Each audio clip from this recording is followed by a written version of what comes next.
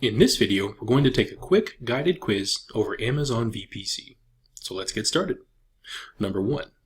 Andy has created a VPC in his company's secondary AWS account.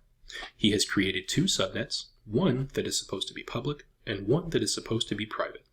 He has an EC2 instance serving a web application in the public subnet, but can't seem to connect to the instance in his browser using HTTPS. What could be the issue? Choose 2. 1. The subnet his instance is in may not be routed to an internet gateway. 2. The subnet his instance is in may not be routed to a NAT gateway. 3. The instance may not be attached to a security group that allows traffic over HTTP. And 4. The subnet his instance is in may not be associated with a route table that has an internet gateway target.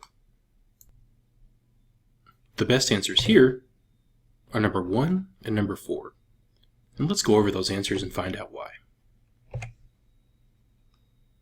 The first answer, the subnet his instance is in may not be routed to an internet gateway, is a great answer because recall that an internet gateway is required on the route table that's associated with a subnet in order for that subnet to be a public subnet. So this definitely could be the issue that Andy is facing. Number 2, the subnet his instance is in may not be routed to a NAT gateway. Now remember, NAT gateways are there to provide network address translation for private subnets, so this isn't going to help Andy serve his web application out of his public subnet. 3. The instance may not be attached to a security group that allows traffic over HTTP. Now this is one of those tricky questions that you might get thrown at you. Andy is serving his web application over HTTPS, so a security group rule that allows traffic over port 80 isn't going to help us here. And then finally, the subnet his instance is in may not be associated with a route table that has an internet gateway target.